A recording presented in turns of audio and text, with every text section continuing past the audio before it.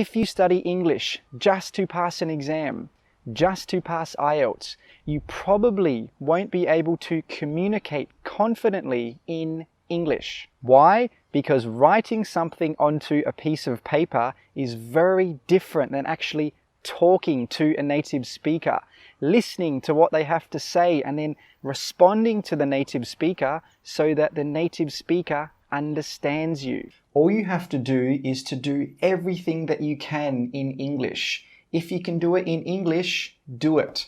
So my first tip for today is get your phone and change your phone's language to English. Yes, this might be hard, but when learning languages, the hardest things normally give you the best results. Okay, now let's look at some informal phrases. Number 4, no worries. No worries. No worries means it's not a big problem. It's nothing to worry about. This is a very informal phrase and it's normally used in casual situations between friends and family. But when a native speaker says it really quickly, it normally sounds like this. What do you think? What do you think? What do you think? We don't say, what do you? We join them all together and we say, Woddayuh.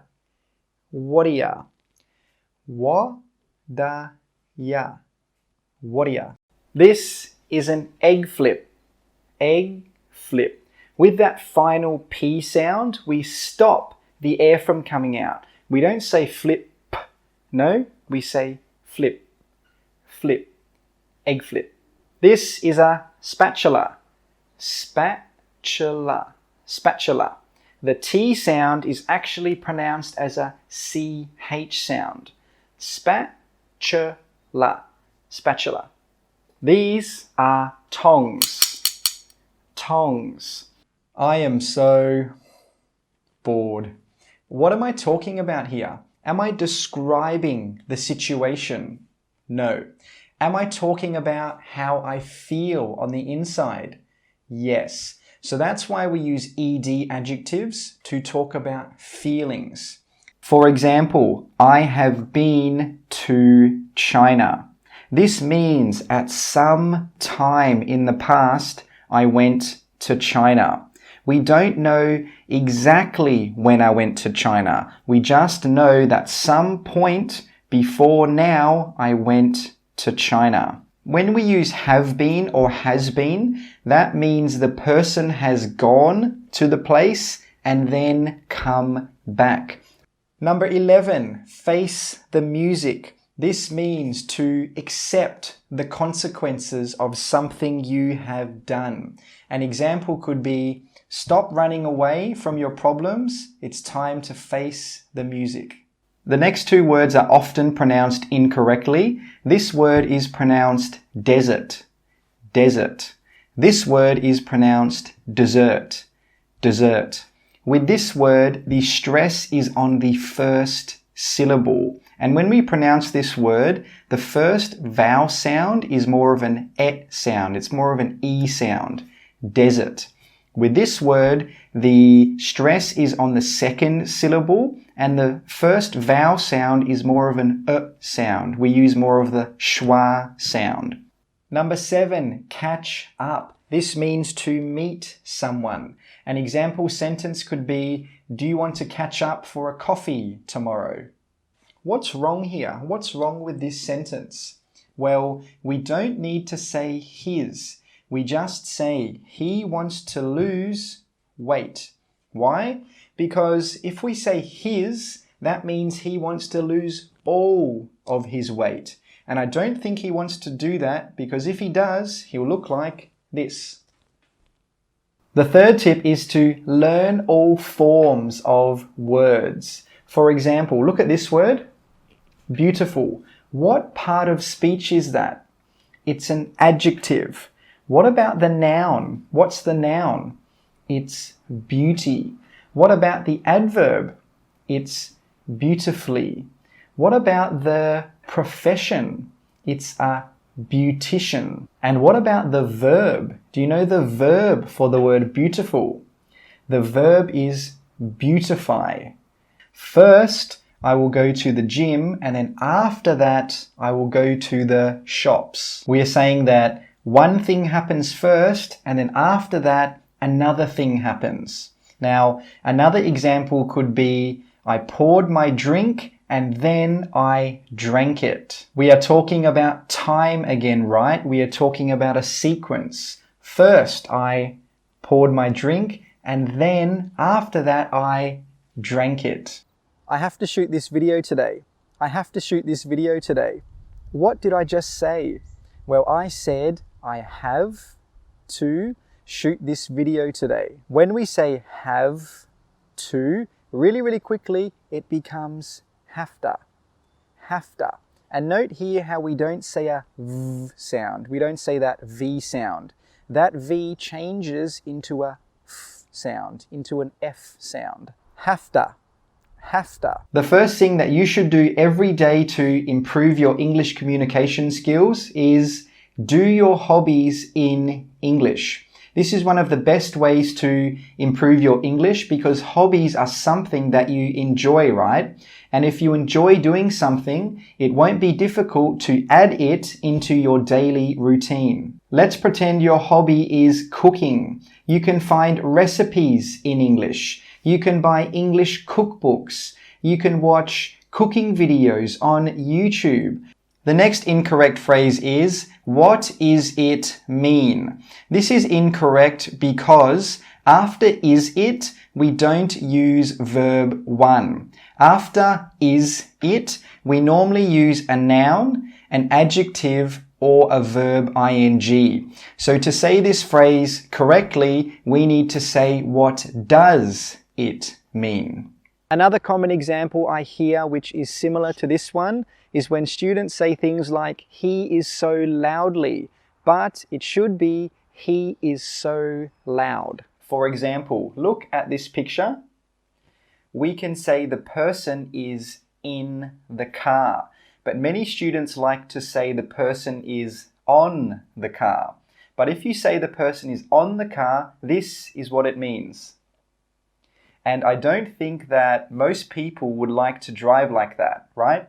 Number 91, find. Find means to locate or to discover something. For example, where did you find it? Number 92, long. The word long can mean a very large period of time, or it can mean that the distance from two different points is a very large distance. For example, the movie was very long last night. Start listening to native speakers from that country and then copy them. But when you're listening, forget your accent. Forget everything you know about pronunciation. Just listen to the native speaker and copy them. Try and sound exactly like the native speaker. For example, in my accent, I don't say water or water. I say water. Water. Number 7, gate. Gate. Gate is the place in an airport where travelers get on and get off a plane. What you see on the screen now is a gate. This little white thing here is called a mushroom. Mushroom. Mushroom. Mushroom. This big heavy vegetable here is called a red cabbage. Red cabbage. Cabbage. You can also call it a purple cabbage. Purple cabbage. Number 5. In the bedroom has 2 chairs. This sentence is incorrect because when we're trying to say something is there or something is in the world, we need to use the phrases there is or there are. To correct this sentence, we would need to say, in the bedroom there are 2 chairs.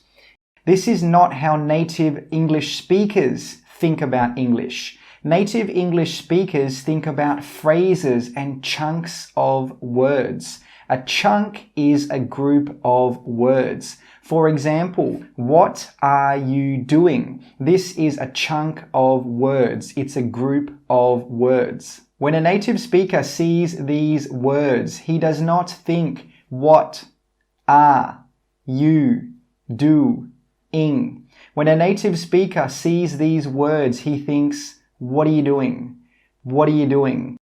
Now let's talk about very hot. Again, there are many different ways to say very hot in a more interesting way. The first one is boiling.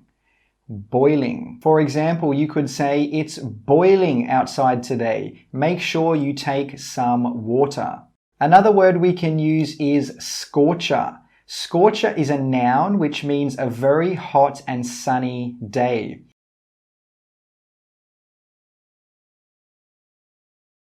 Number 28, Ferrari. Ferrari. Ferrari. Number 29, Mitsubishi. Mitsubishi. Number 30, Nissan.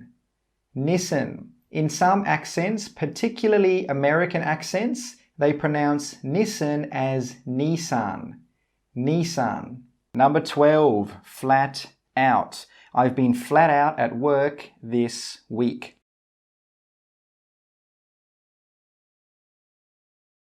Flat out means very busy. So if someone says, I've been flat out at work this week, that means they've been very busy at work. The next incorrect sentence is, do you like the basketball? Which basketball? Normally when you use the word the, it means you are talking about something specific. Normally when you use the word the, it means you know which one and I know which one. But there is only one basketball. There is only one tennis. There is only one soccer. That's why when we're talking about sports, we normally don't use the word the. Number 4, a man is talking about the shirt he wants to buy. Which shirt does he want to buy? I need to get a new shirt at the shopping center today. I'm going to get a blue shirt because blue always looks really good on me. I don't want to get a button-up shirt because I think that will look way too formal. And I don't really like long sleeves because they make me too sweaty. So I think the best shirt for me would be the polo. It looks good, has short sleeves, and it's not too formal. Which shirt does he want to buy? I need to get a new shirt at the shopping center today. I'm going to get a blue shirt because blue always looks really good on me. I don't want to get a button-up shirt because I think that will look way too formal. And I don't really like long sleeves because they make me too sweaty. So I think the best shirt for me would be the polo. It looks good, has short sleeves, and it's not too formal. The second slang word is gobsmacked. Gobsmacked. Gob is also another slang word which means your mouth. And smacked means to hit something or someone, normally with your hand. So what do you think gobsmacked means? Gobsmacked is an adjective which means very surprised. We use this word when you are so surprised something happens that you can't believe that it happened. The next sentence is, I came from England. What are we talking about here? Past, present, or future? We are talking about the past. Is the action finished? Yes, it is. How many times are we talking about? Just one time or more than one time? We are talking about just one time. Is the time specific? Do we know which time we are talking about? Yes, we do. Number 7, where are you from? Where are you from? This is the most basic way to ask someone what their country is. Please note that this phrase does not mean where did you come from today? This question is asking about your country, and sometimes it's asking about your city. Number 14. I am off. I'm off. I'm off. I'm off. We don't say I am, we say I'm, and the I'm and the off come together and we say I'm off. I'm off. I'm off. I'm off. This is another phrase that we can use to end a conversation. I'm off just means I'm going. Number 9, where is the nearest? This is a phrase that you can use to ask for the location of something that is closest to you. For example, where is the nearest school? This means you are asking about the school that is closest to you. I was driving down the road, listening to some great music, and then I crashed into a tree. This is the first main use of the past continuous tense. You can use it to talk about interrupted actions. I was driving, and then this action was interrupted. It was stopped because I crashed into a tree. Number 7, I am study at university. This sentence is incorrect because after am, we don't use verb 1. If you want to use a verb after am, you need to use a verb ing. So to correct this sentence, we could say, I am studying at university, or we could say, I study at university. A phrasal verb is a group of 2 or 3 words which always has a verb. A phrasal verb also has a preposition or an adverb. Sometimes a phrasal verb has a verb, a preposition, and an adverb. Number 1, are you learning English? Yes, I'm. No, this is not correct. We cannot answer a question by saying yes, I'm. If you say yes, I'm to a native speaker, he will think yes, you are what? He won't know what you're talking about. To correct this, you need to say yes, I am, not I'm. Say the correct word for each picture.